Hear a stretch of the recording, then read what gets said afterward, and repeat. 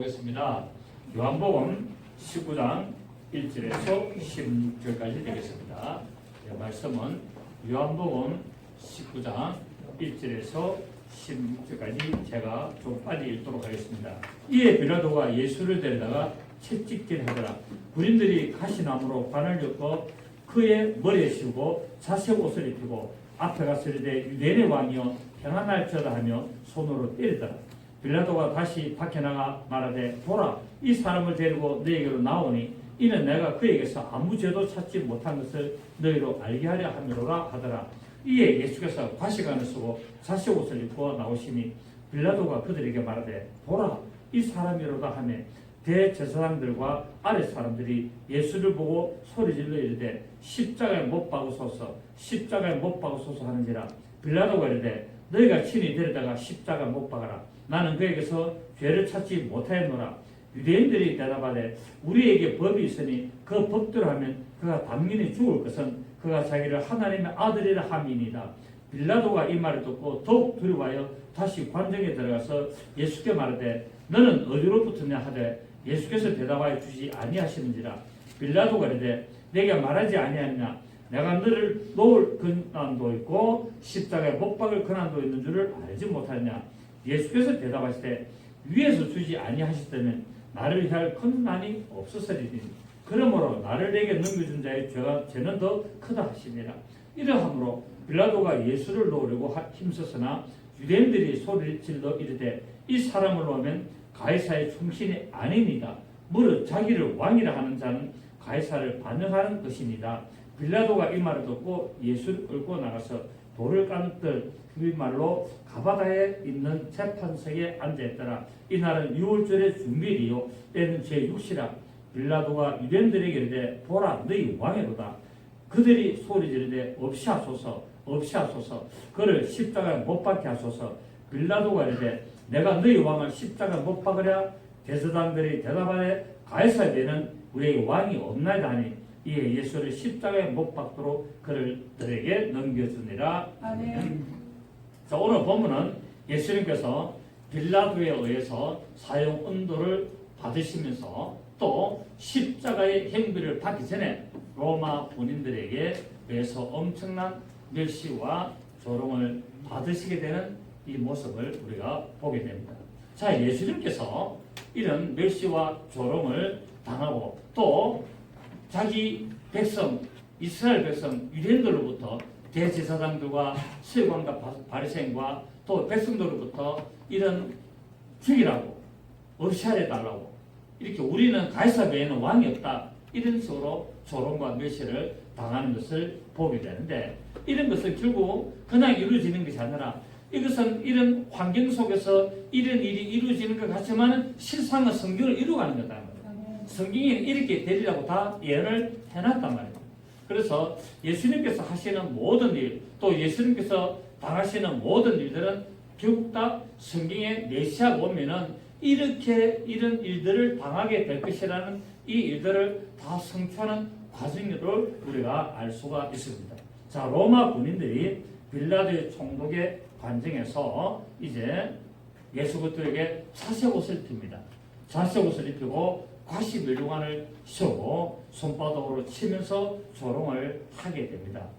마태복음에는 뭐라고 했냐면은, 요한복음에는 없지만은 마태복음에는 갈대를 오른손에 들려서 희롱을 한다라고 말합니다. 왜냐하면 갈대는, 자, 왕들은 뭐를 가지고 있습니까? 호를 가지고 있잖아요. 왕은 이런 지팡이, 금 지팡이, 금호를 가지고 이것을 가지고 명령을 해야 됩니다. 그런데 이제 예수를 유대인의 왕으로 이렇게 취급하면서 그에게, 예수님에게 무엇을 지어주냐면 갈대로 만들어줍니다. 금은 부귀와 영화와 영광과 권세를 상징하지만 갈대는 뭡니까? 아주 초라하고 별 볼일 없고 힘없고 나약한 것을 상징하잖아요. 그 네가 유대인의 왕인데 꼬라지 좋다. 네 꼬라지가 지금 어떤 꼬라지냐? 그래서 너는 유대인의 왕이라 하느냐? 너는 갈대나 치어라 라고 이렇게 희롱을 하는 것을 보게 되고, 또 이 마태복음에는 예수님에게 침을 뱉으며 이런 머리를 치고 되는 이런 수모를 다 당하도록 만들고 있습니다. 여러분, 사람을 가장 모독하는 방법이 뭡니까? 얼굴에다가 침을 뱉는 겁니다. 그 얼굴에다가 침을 뱉는 것이 인간을 가장 모독하게 만드는 방법인데 오늘 예수님을 향해서 이렇게 침을 뱉고 또 머리를 칩니다. 여러분 또 머리를 두드리면 그 굉장히 모욕감이 있지 않습니까? 뭐 딴 데를 두드리면 모르지만 머리를 뒤통수 탁탁탁 치면은 진짜 기분 나쁘거든요. 네, 뒤통수 당신도 똑바로 해, 마, 다 이렇게 하면은 얼마나 기분이 나쁩니까? 예수님에게 막 머리를 치면서 침을 뱉고 손에다가 갈대를 치워주면서 네가 유대인의 왕이냐? 올 좋다 이렇게 모독을 하고 수모를 당하도록 했습니다. 예수님께서 이제 채찍질을 당하게 되는데 예수님께서 채찍질을 당하는 것은 이 빌라도가 군중들을 저 유대인들을 막 폭동이 일어나려고 하는 저 유대인들을 진정시키기 위해서 예수님을 향해서 채찍질 하도록 합니다. 그런데 결국은 군중들을 진정시키기 위해서 채찍질 하지만은 결국은 성경에는 예수님이 채찍을 맞도록 예언되어 있단 말이에요. 그러니까 결국 예수님이 하시는 모든 일들, 예수님이 당하시는 모든 일들은 우연이 아니고 그 환경은 그렇게 되어 갔지만은 하나님이 그 환경을 주관하신다라는 것을 우리가 잘 알 수 있습니다. 그래서 우리가 잘 아는 이사야 53장 5절에 보면은 그가 찔리면 우리의 허물이 나며 그가 상하면 우리의 죄악을 인함이라. 그가 징계를 받음으로 우리가 평안을 누리고 그가 채찍에 맞음으로 우리가 나음을 입었다라고 이사야 53장 5절에 이 메시아 보면은 그가 채찍을 맞겠다라고 이렇게 예언한 그 예언을 성취하기 위하여 예수님께서 빌라도의 뜰에서 세상 권세로부터 채찍을 당하게 되는 것을 알 수가 있습니다. 그리고 이제 가시의 멸류관을 서면서 뭡니까? 과시관의 찔림을 당하죠. 그 예수님이 왜 찔림을 당한다고요? 우리의 허물이에요. 우리의 머리에다가 여러분 머리는 아주 귀중하잖아요. 그 머리는 뭡니까? 근세를 상징하잖아요. 머리는 뭡니까? 아주 그 생명을 상징하잖아요. 그 생명과 근세와 죄를 상징하는 그 머리에, 그 자존심에 거기다가 과시 멸류관을 덮어 씌워서 그가 머리가 온 과시관에 찔려서 피를 흘린 것은 뭐 때문에 그랬다고요? 우리의 허물을 위해서, 우리의 모든 허물을 다 담당하시려고. 그래서 예수님이 십자가에 가시기 전에 과시 멸류관에 머리를 찔리고 또 십자가에 뭡니까? 못에 찔리는 것은 결국은 뭡니까? 우리의 허물을 담당했다는 겁니다. 우리는 허물이 있습니다.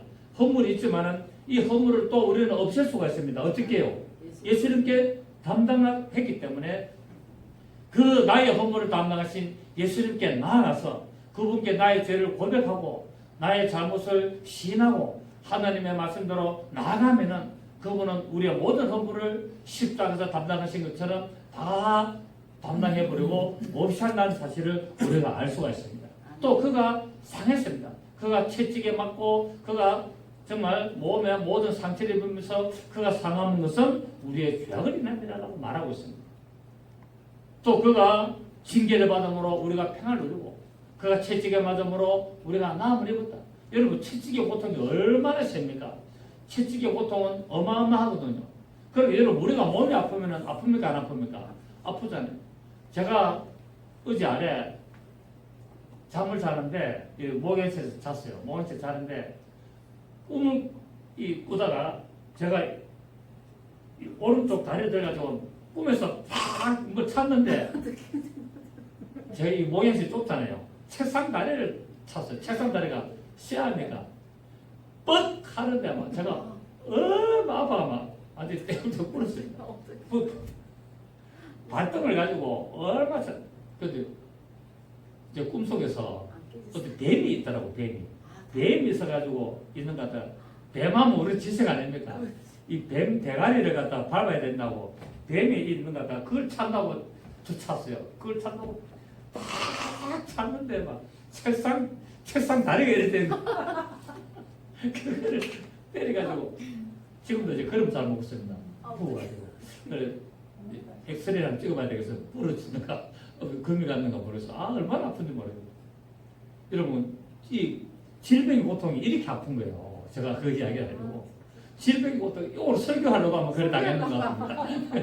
얼마나 예수님이 채찍을 맞은 것이 고통인가 얼마나 아픔인가를 제가 책상 다리를 자면서 알았습니다.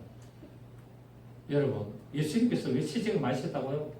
우리의 질병을 담당하시려고. 얼마나 아픕니까? 우리가 여러분 감기 몸살만 해도 아프고 지금 코로나만 걸려도 지금 죽네 사네 이런 판에 예수님이 그 온몸에 그 채찍을 갖다가 그 짐승의 뼈가 달린 그 채찍을 맞아가지고 살점이 다 떨어져나가는 이런 고통을 당한 것이 왜 그렇다고요?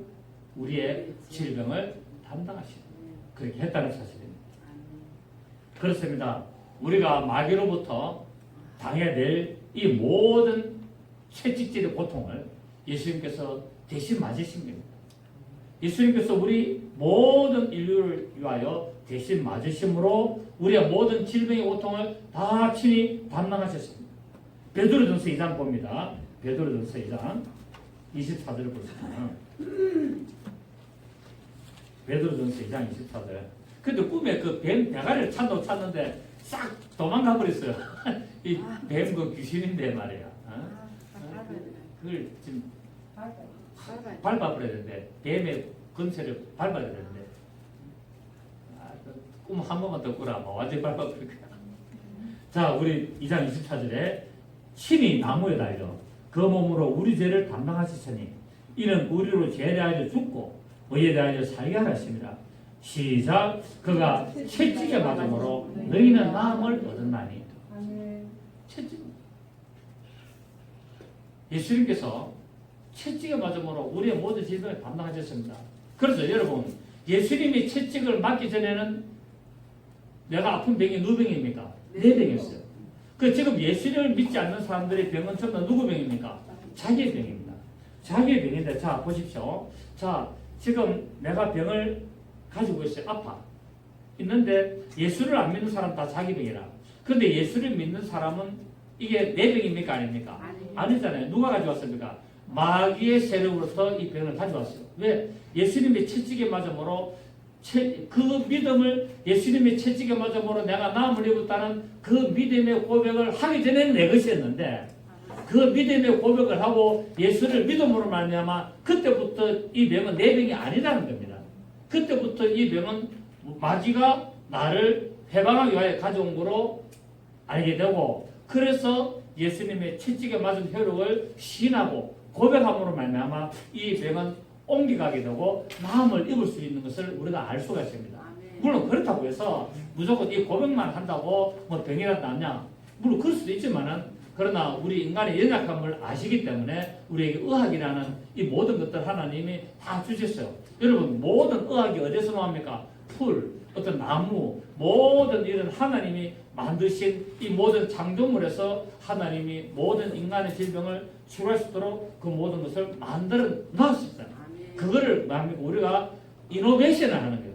이노베이션은 창조라기보다도 혁신, 새롭게 만들고 어떤 발견, 그걸 말하고 있는 거거든요.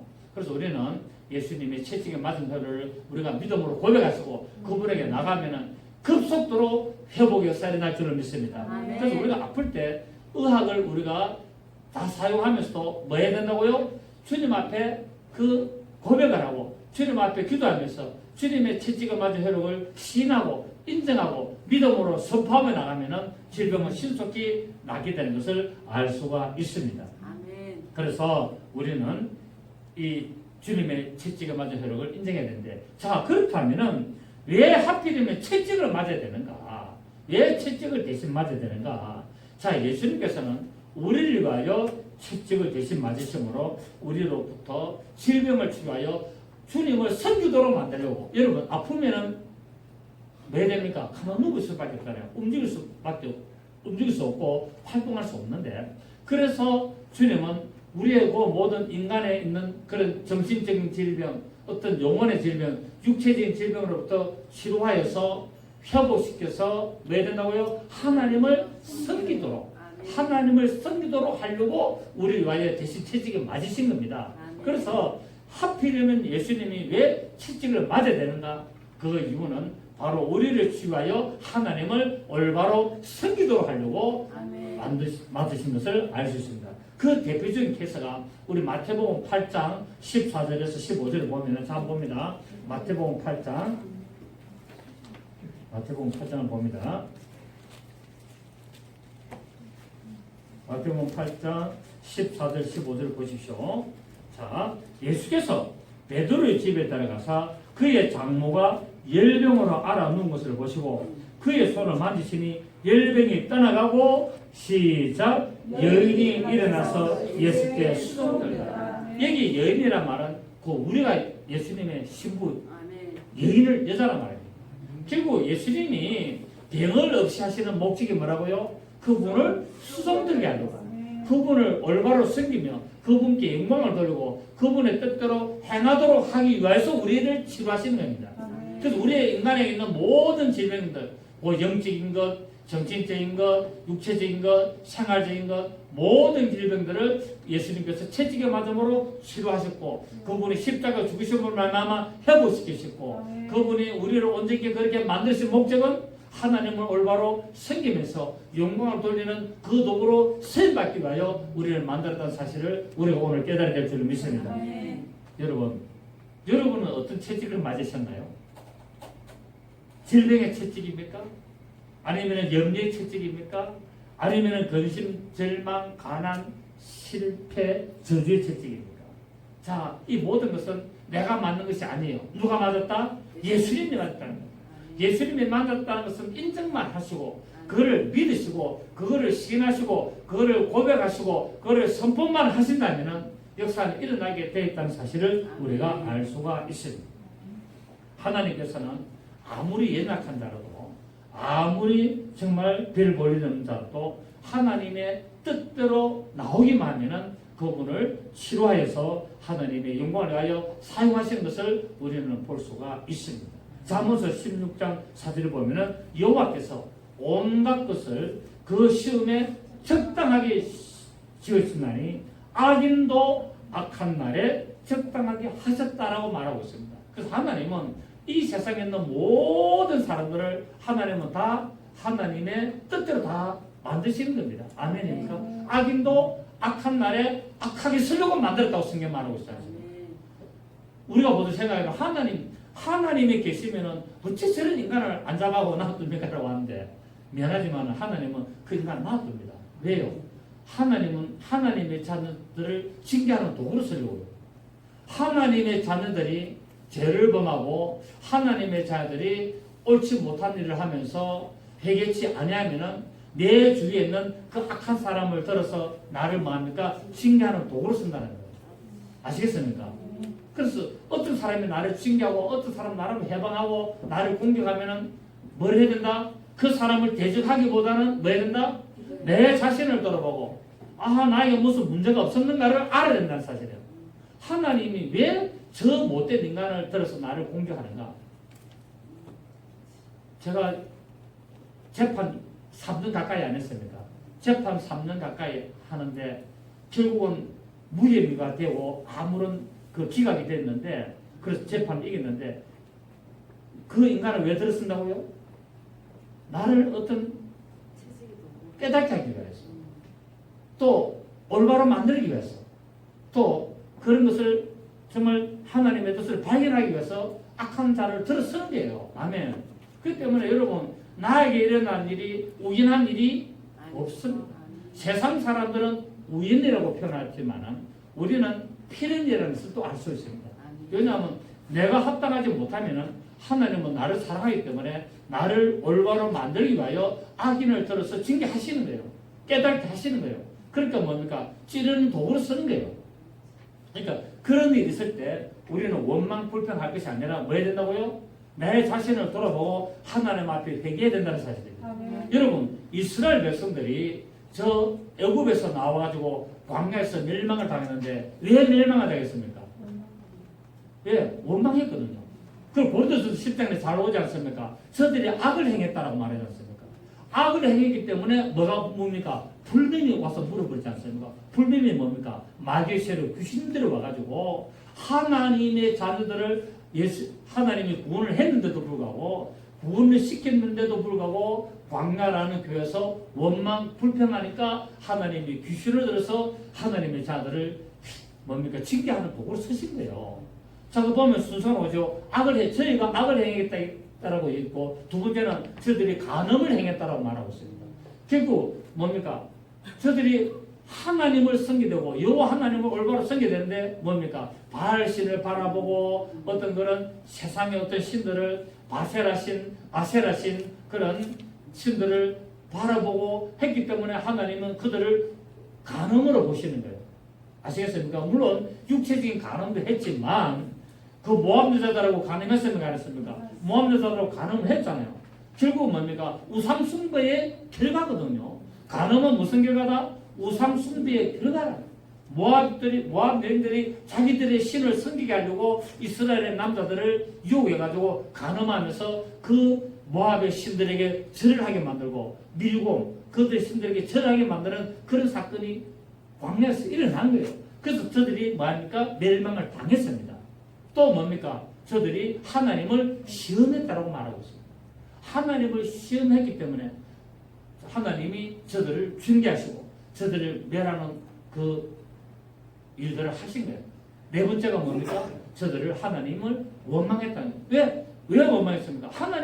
하나님 계시면은 우리를 이끌어내서면은 하나님 우리를 평안하게 해주시고 우리를 정말 하나님 먹고 입고 자고 생활하는 모든 그 부족함이 없도록 해주시고 약속하신 가나안 땅에 젓갈 뿌리는 가나안 땅에 빨리 데려가시지 왜 광야에서 계속 이렇게 뺑뺑 돌며 우리 힘들게 하고 합니까라고 원망 불평하다 보니까 하나님이 저들을 내려서 안식에 들어오지 못하도록 했다라고 히브리서 3장 18절부터 19절까지 그렇게 기록했다는 사실입니다.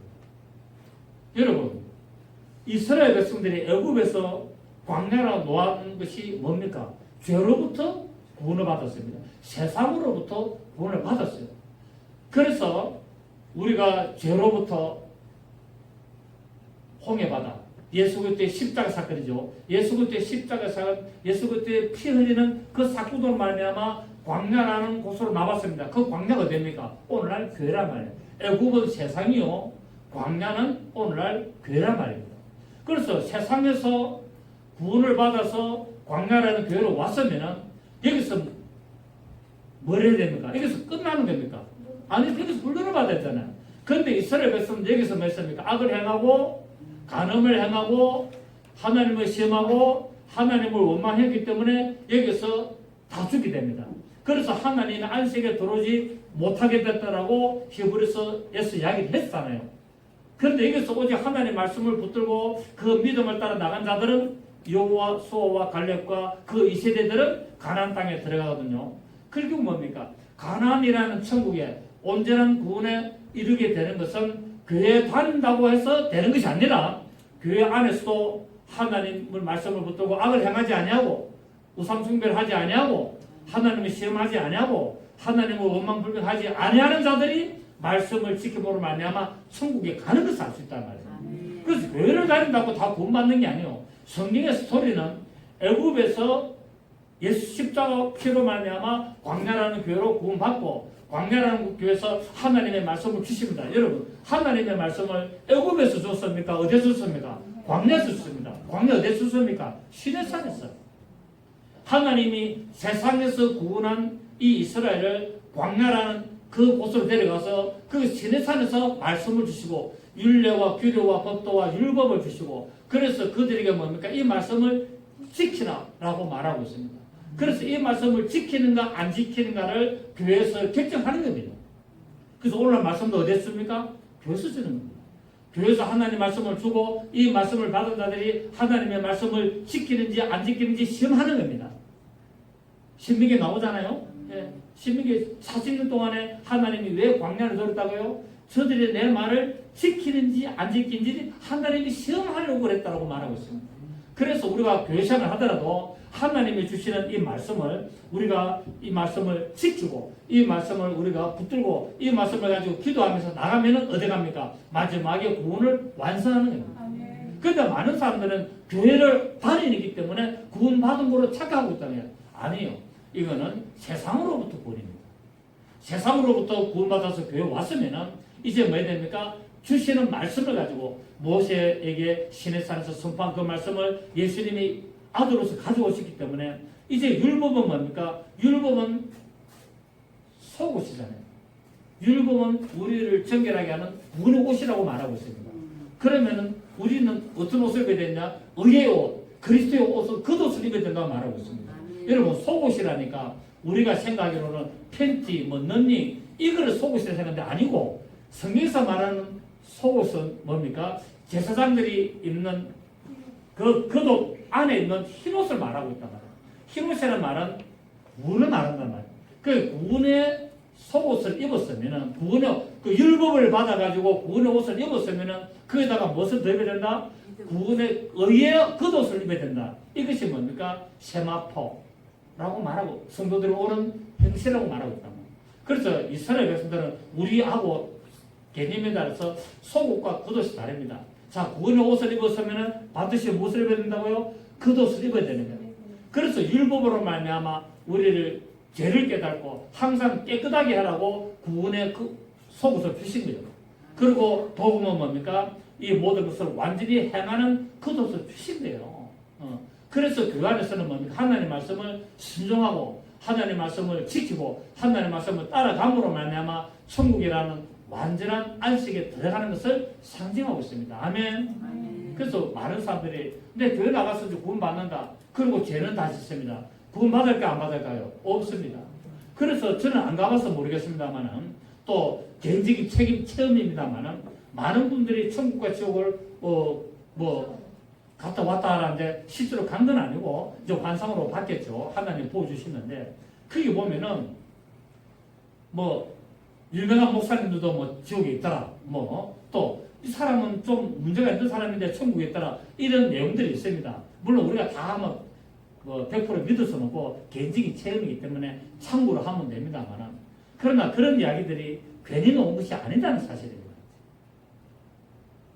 우리나라에 지금 WCC 지난번에 그 추진위원장하고 했는 김 무슨 목사님 있죠, 그죠? 예, 그분을 누가 기도를 했더니 하나님, 저분이 진짜 구원 받습니까라고 하니까 하나님이 구원 없다고 이야기하더라고요. 그 WCC 종교다원주의가 그만큼 무슨 거예요, 여러분? 무슨 거예요? 여러분 절대 WCC 근처도 가지 마시기를 바랍니다. 근처도 가지 마시는 거예요. 가면 구원 없습니다. 그 딱 똥이거든, 똥. 더러운 똥이거든요. 똥을 얼굴에 칠한다고 성경 말하고 있지 않습니까? 누구에게? 이스라엘 백성들에게. 하나님의 말씀을 순종하지 않고 지 맘대로 행하는 그런 종교다원주의들에게 얼굴에 똥칠을 해가지고 지옥에 본다고 말하고 있습니다. 그래서 교회를 다닌다고 해서 구원 받는 것이 아니라 교회 안에서 주시는 선포된 말씀으로 하나님의 이 생명의 말씀, 이 복음의 말씀을 뭐 해야 된다고요? 올바로 지켜 행해야 된다고요.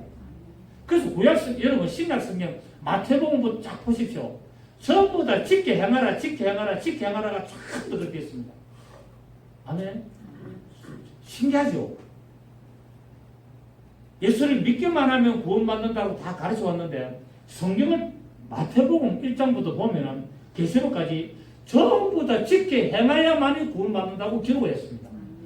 신기하지 않습니까? 너무나 다르게 되어 있다는 거예요. 너무나 우리가 말하는 것과 성경의 기록은 정반대로 되어 있다는 사실이에요. 그래서 이 칼빈주의자들이 예수를 믿는다 고백만 하면 다 구원받는다고 해서 사단이 그걸 이용을 했단 말이에요. 사단이. 그래서 어떤 분이 지옥을 보니까 칼빈이 지옥에서 고통을 당하고 있다라고 하고 있습니다만 그것도 저는 안 봐서 모르겠습니다만 어쨌든 그렇습니다. 하나님의 말씀은 왜 주시다고요? 이거를 읽고 이해하라고 주신 것이 아니라 이것을 믿으라고 주신 겁니다. 아멘. 이해와 믿음은 다른 겁니다. 우리 인간의 눈으로 보면 믿지 못할 말들이 너무나 많이 있습니다. 믿지 못할 말들은 많이 있지만 그거를 하나님의 말씀으로 믿으라는 거예요. 그리고 믿고 났으면 왜 된다고요? 반드시 그거를 실천을 해야 된다. 실행하는 자라 되어야 된다고 성경은 말씀을 하고 있습니다. 그래서 예수님께서 우리를 위하여 그분이 직접 뭐 했습니까? 성경을 실천하신 거예요. 아멘. 성경을 실천하셔서 오셔서 머리에 가시관을 쓰고 자색 옷을 입고 채찍에 맞음으로 그분이 행함으로 말미암아 성경을 뭐 했다고요? 완성하신 겁니다. 아멘. 그래서 구원을 뭐 한다고요? 구원을 완성하시는 거예요. 구원을 이루시는 거예요. 할렐루야. 이런 예수님의 모습을 보면서 우리도 뭐 해야 된다고요? 우리도 어려운 일이 오고 힘든 일이 오고 방해가 오더라도 그 말씀을 지켜 행해야 된다는 거예요. 그 그 말씀은 아는 수준으로 끝나는 거, 나는 알고 있어 하면서 숨는 것이 아니고, 피하는 것이 아니고, 움츠리기가 있는 것이 아니라 그 말씀을 믿고 실천하고 내가 도전해서 그 말씀을 이루어나감으로 말미암아 하나님의 뜻을 이루어가는 것입니다. 자, 오늘 보니까 예수님은 채찍질을 하게 되고, 두 번째는 뭐합니까? 자색 옷을 입혔다라고 말합니다. 자색 옷이라는 것은, 자색은 왕권을 상징하다. 자색은 왕들만 입는 옷입니다. 자색 옷을. 그래서 예수 그리스도의 왕계심을 상징한 것입니다. 그래서 우리가 잘 아는 빌립보서 2장 9절에 11절을 보면 하나님의 그를 지극히 높여 모든 이름에 뛰어난 이름을 주사라고 말하고 있고, 만왕의 왕으로서 하나님의 영광을 나타내는 것을 볼 수가 있습니다. 그래서 예수님은 이 빌라도의 뜰에서 자색 옷을 입은 말미암아 조롱을 당합니다. 조롱을 당하지만은 결국 성경을 성취하게 되는 것입니다. 이런 걸 우리가 볼 수가 있습니다. 그리고 예수님께서 마태복음 28장 마지막에도 뭐랬습니까? 하늘과 땅의 모든 권세를 내게 주셨으니라고 말하고 있습니다. 그런데 이 요한복음에는 자색 옷을 입혔다라고 되어 있지만은 공간복음 마태복음 27장 28절에는 홍포를 입혔다라고 말하고 있습니다.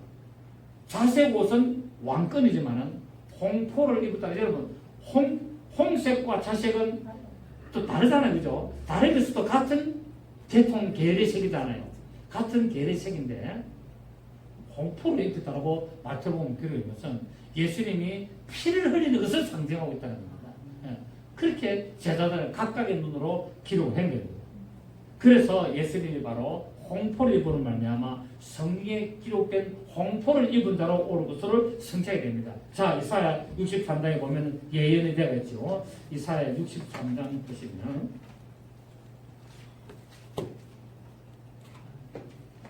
이사야 63장 1절을 보시면은 에돔에서 오는 이가 누구며 붉은 옷을 입고 보살에서 오는 이 누구냐? 그의 화려한 의복 큰 능력으로 걷는 이가 누구냐? 그는 누구다? 자, 다시 보세요. 자, 1절에 에돔에서 오는 이가 누구며 붉은 옷을 입고 보살에서 오는 이가 누구냐? 그의 화려한 의복 큰 능력으로 걷는 이가 누구냐? 그는 하나님이 에돔에서 온다는 거예요. 하나님이 에돔에서 오고 어떤 옷을 입고 온다? 붉은 옷을 입고 오고 큰 능력으로 오는데 그가 바로 누구냐면 예수 그리스도라는 겁니다. 예수 그리스도께서 그렇게 오시는데 공의를 말하며 구원하는 능력을 가집니다. 아멘. 어찌하게 네 의복이 붉으며 네 옷이 포도즙을 바른 자 같이 같았냐? 만민 가운데 나와 같아 함께한 자가 없이 내가 홀로 포도즙 털을 밟았는데 내가 노함으로 말미암아 무리를 밟았고 분함으로 말미암아 짓밟았으므로 그들의 손들이 내 옷에 튀어 내 의복을 다 더럽혔으니 내 마음이 있고 내가 구속한 해가 왔으나라고 말하고 있습니다. 그런데 5절에 보면 내가 본 적 도와줄 자도 없고 예수님이 지금 빌라도의 뜰에서 자색 옷을 입고 하는데도 도와줄 자가 없다. 아무도 없다며 도와줄 자가 없고 붙들어 주는 자도 없었으므로 이상이며 내 팔이 나를 군하며 내 분이 나를 붙들었습니다. 내가 노함으로 말미암아 만민을 밟았으며 내가 분함으로 말미암아 그들을 취하게 하고 그들의 손들이 땅에 쏟아지게 하였느니라. 예수 그리스도 오셔서 사실 일을 이렇게 다 해놨는데 바로 예수님 오셔서 붉은 옷을 입으심으로 말미암아 홍포를 입으로 말미암아 성경을 이사야 63장 1절에서 5절을 성취하는 것을 우리가 알 수가 있습니다. 또 우리 계시록 19장 11절 13절을 보면은 그가 피 뿌린 옷을 입었다 말하지 않습니까? 그가 피 뿌린 옷을 입었는데 그 이름은 바로 하나님의 말씀이다라고 말하고 있습니다. 그분이 붉은 옷을 입고 온데 바로 그분이 하나님의 말씀에 피 뿌린 옷을 입고 왔다라고 성경은 말하고 있습니다. 또 세 번째 뭐냐면 가시 밀루관을 섰다라고 말하고 있습니다. 세상의 왕들은 모든 영광을 위하여 금밀루관을 쓰게 되지만 예수님께서는 이 땅의 모든 고난과 저주를 담당하시려고 가시 밀루관을 쓰셨고 하나님께 영광을 돌리는 것을 보게 됩니다. 여러분, 여기서 가시가 아닌 우리나라 가시가 다릅니다. 제가 눈에 말씀드린 대로 팔레스타인의 가시는 뭡니까? 굉장히 큽니다. 우리나라 청자나무, 큰 청자나무 있잖아요. 그거 한 2배 정도 됩니다. 얼마나 굵고 피가 쪼간지 그 찔리면 그냥 살 껍데기 다 벗겨지는 거예요. 그냥 머리 얹어가지고 다 무지를 보내면 바바바바 꼽히고 피가 주르륵 흐르는 겁니다. 예수님은 그 가시 밀루관을 쓰셨어요. 여러분, 가시가 어디서 나왔습니까? 왜 나왔습니까? 가시는 창세기에서 나왔는데 아담이 하나님의 말씀에 불순종하여 범죄함으로 말미암아 가시와 엉겅기가 나왔다고 성경 말하고 있습니다. 그러니까 예수님이 가시관을 쓰신 것은 우리 아담이라는 그 불순종을 없애주려고, 아멘. 하나님을 향한 그 범죄를 용서하시려고 그분이 가시 멸관을 쓰시고 피를 흘리심으로 말미암아 우리의 죄를 없애주시고 우리의 불순종을 다 없애주신 것을 말하고 있다는 사실입니다. 그 창세기 우리 한번 봅니다. 3장 아시지만 창세기 3장 17절 보십시오. 창세기 3장 17절. 아담에게 이르시되 내가 내 아내의 말을 듣고 내가 네게 먹지 말라는 나무의 열매를 먹었은즉 땅은 너로 말미암아 저주를 받고 너는 내 평생에 수고하여 그 소산을 먹으리라. 땅이 내게 가시도 물과 엉겅기를 낼 것이라. 자, 이때까지는 가시와 엉겅기가 있었습니까? 없었습니까? 없었습니다. 아담이 범죄함으로 말미암아 하나님이 가시와 엉겅기를 낼 것이라고 말하고 있습니다. 결국 우리가 하나님의 말씀에 불순종하면 우리에게 뭐가 온다고요? 가시와 엉겅기가 나타난다는 거예요. 여러분의 삶 속에. 아담은 하나님의 자녀였습니다. 맞습니까? 하나님이 직접 만드셔서 복을 주시고 하나님이 모든 근세를 주신 아담이 있지만은 그가 하나님의 말씀에 불순종하니까 그때부터 그의 인생에 뭐가 나오냐? 가시와 엉겅기가 나오도록 하나님이 하신대요. 결국 이거는 뭡니까? 우리가 하나님의 자녀라도 내가 하나님의 말씀에 불순종하고 하나님의 말씀을 지키지 않으면 내 인생의 삶에 뭐가 나타난다? 가시와 엉겅기가 나타난다는 사실이에요. 아멘. 그래서 뭡니까? 고난이 오는 거예요. 고난. 그래서 여러분, 우리는 이 가시와 이 엉겅기가 내 인생에 나타났는데 이걸 없애는 방법이 뭐라고요? 예수 그리스도의 말씀에 순종하는 겁니다. 아멘. 그분이 대신 지신 걸, 그분의 머리에 우리의 생각을 따라, 우리의 모든 지혜를 따라, 우리의 모든 지식을 따라 범죄한 것들을 그분이 대신 지심으로 말미암아 우리를 순수하게 하셨으니 이제 우리는 그 말씀을 순수하게 받아들이고 그 말씀을 믿으며 나갈 때 나에게 있는 가시와 엉겅기가 다 그분에게 전가될 줄을 믿습니다. 그가 채찍에 맞음으로 남을 입고 그가 찔려온 우리의 허물이요 그가 상함은 우리의 죄악을 이르며 그가 징계를 받음으로 우리의 평안을 이루고 그가 채찍에 맞음으로 우리가 남을 입었도다. 이걸 이루게 된다는 사실. 이걸 이루려고 지금 빌라도 때려서 재판을 받으면서 머리에 가시관을 쓰고 손에 갈대 지팡이를 들고 홍포를 입고 채찍을 맞는 일을 하시게 되는 거예요. 이게 왜 이렇게 됐다고요? 성경에 그렇게 하도록 예언해놨다는 거예요. 누구를 가요? 우리를 가요. 아멘.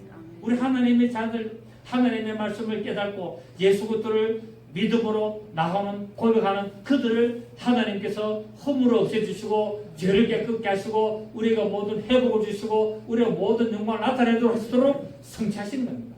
할렐루야. 자, 보십시오.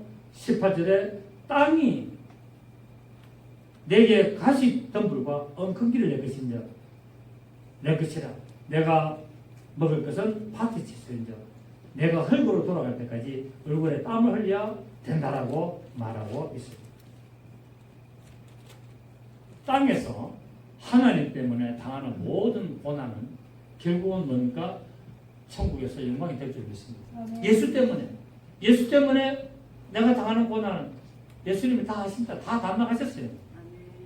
그래서 그 예수님이 담당하신 고난을 예수님의 남은 고난을 내 육체에 채운다는 그 믿음으로 하신다면 그는 천국에서 영광이 될 줄 믿습니다. 그렇습니다. 예수님께서는 말씀에 불순종한 아담의 모든 저주를 그분이 다 담당하셨습니다. 어떻게? 머리에 가시관을 쓰고 채찍에 맞고 홍포를 입고 그분이 십자가에서 죽으시고 찔림으로 말미암아 우리의 모든 죄와 허물을 담당하심으로 말미암아 하늘에 속한 모든 신령한 복을 우리에게 허락하신 겁니다. 어떤 복을 허락하셨다고요? 하늘의 신령한 복을 허락하셨습니다. 여러분 서울에 보면은 순봉 무슨 경우 모르지만 최순규 목사라고 있습니다. 최순규 목사가 이 효 하시는 분 있죠. 하시는 분인데 이 원로 목사인데 이분이 얼마 전에 국민의회에다 밑에 광고를 크게 냈다고 뭐라고 냈느냐면은 예수 믿으면은 복 받는다고 가르치는 것은 사기입니다라고 해놨습니다. 예수 믿으면은 복 받는다라고 가르치는 것은 뭐라고요? 사기다. 저는 이 양반은 또 진짜 올바로 가르치네. 예수 믿으면 복 받는다는 말이 많은데 그건 무슨 복입니까? 하늘로부터 오는 신령한 복을 말하고 있습니다. 물질을 복 말하는 게 아니에요. 물론 물질을 복은 덤으로 주시는 거예요. 그냥 덤으로. 예수 잘 믿는데 얼마든지 가난하게 살 수도 있습니다. 그렇기 때문에 나에게 물질의 복만 가지고 예수를 잘 믿고 못 믿고를 기준으로 삼으면 안 된다는 겁니다. 아멘. 아무리 예수를 잘 믿어도 가난하게 사는 사람도 있고 예수를 개판으로 믿어도 잘 사는 사람도 있어요. 그러니까 물질의 복을 가지고 그 사람의 믿음의 기준을 정하면 안 된다는 거예요. 우리에게는 무슨 복이 온다? 신령한 복이 온다. 그래서 제가 복의 기준 설명 많이 했잖아요. 우리는 예수를 믿음으로 말미암아 우리는 복이 오는데 첫째는 어떤 복? 영혼의 복이 오고 두 번째는 무슨 복? 물질의 복이 오고 세 번째는 무슨 복? 건강의 복이 오고 제가 이 구분해 준 거예요. 여러분 이거를. 그러니까 이거를 잘 구분하셔야지 무조건 예수 믿으면 복 받다 해버리니까 전부 다 신령한 복, 영혼의 복은 생각 안 하고 물질의 복만 말하고 있으니까 이게 기복적으로 가게 되고 오늘 한국교회가 경계가 이상하게 된 겁니다. 이거를 최수교 목사님이 사기다라고 이야기하고 있어요. 사기다. 그렇게 가르치면 뭐한다고요? 사기다. 우리는 첫째 네 영혼이 잘 된 것이 네가 범사가 잘 되고 강건하기를 원하노라 이렇게 돼야 된다는 사실. 첫째 뭐가 잘 돼야 됩니까? 영혼이 잘 된다는 거예요. 그 신령한 복을 받아라는 거예요. 신령한 복을 받게 영혼의 복을 받게 되면 그 다음에 범사가 잘 되는 물질의 복도 받고 강건하게 되는 건강의 복도 받게 되는 것을 요한 3서에서 말하고 있다는 사실. 아멘. 이걸 잘 가르쳐야 되는데 이걸 안 가르치고 변화하세요. 변화하세요. 예수 믿으면 하나님만 복 주시다. 하나님 아닙니다. 오해하지 마시길 바랍니다. 자, 오늘 우리는 복에 대해서 우리가 또 이렇게 알았습니다. 그래서 빌립보 4장 19절에 보면은 나의 하나님 그리스도 예수 안에서 어디 안에서? 그리스도 예수 안에서 그 영광 가운데 풍성한 대로 나의 모든 설 것을 채우신다. 그러니까 그리스도 예수 안에서 나의 설 것을 채우는 겁니다. 아멘입니다. 그 그리스도 예수라는 말은 안에라는 말은 뭔가 그 말씀을 순종하는 자에게라는 말입니다. 예수 그리스도의 이 십자가 사건을 믿고 그분은 나의 구세주심을 고백하고 그러에 그 말씀을 순종하는 자에게 풍성한 대로 공급하신다는 사실입니다. 말씀도 순종하는데 공급하시겠어요? 안 하죠. 말씀을 순종 안 하는데 교회 와서 믿습니다라고 한다고 해서 공급하느냐? 아니라는 거예요. 예수 그리스도 안에서 그 풍성한 대로 내 모든 설 것을 공급하신다고 말씀하고 있습니다. 그래서 우리가 잘 아는 고린도서 8장 9절에 우리 주 예수 그리스도의 은혜를 너희가 알거니와 그가 부귀하신 자로서 너희를 위하여 가난하게 되심은 그의 가난하게 되심을 인하여 너희를 부족해 하려 하시리라. 그분의 십자가 사건을 믿어야 된다는 사건이에요. 그분의 가난하심, 그분의 채찍질 맞으심, 그분의 가시관을 쓰심 그것을 믿고 말씀을 지켜 행할 때 우리를 부유하게 하신다고 말씀하고 있습니다. 아멘. 근데 이거는 안 가르치고 그냥 믿어라 부유하게 된다. 믿어라 하느님 복 준다. 그러니까 전부 다 가짜가 되는 거예요. 가짜가 거기서 나오는 거예요. 여러분 기적은 그냥 일어나는 것이 아니라 기적은 말씀을 따라갈 때 기적이 일어납니다. 아멘. 하나님의 말씀을 순종할 때 기적이 일어납니다. 그래서 하나님의 말씀으로 여러분 올바른 복을 받으시기를 예수 이름으로 축복합니다. 오늘 로마 군인들이 말합니다. 유대인의 왕이여 평안할지어다 라고 말하고 있습니다. 조롱하지요. 채찍을 때리고 머리에 가시관을 씌우면서 얼마나 아프겠습니까? 그런데 매랑 평안할지어다. 결국 이 말도 기록된 성경을 이루어가는 겁니다.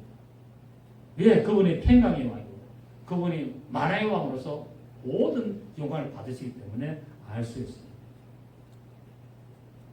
우리는 오늘 예수님의 모습을 보면서 내 모든 죄가 그분에게 감당했다는 것을 믿으시고 세상의 권력으로부터 모든 허물과 모든 저주와 모든 것들이 다 예수님께로 넘어갔다는 사실을 여러분 꼭 믿으시고 그분의 말씀을 잘 지켜나서 영광 돌리시고 하나님이 주시는 모든 신령한 복 물질의 복, 건강의 복을 누리시는 귀한 성도들 되시기를 예수 이름으로 축복합니다. 아멘. 좋으신 주님 감사드립니다. 그렇습니다.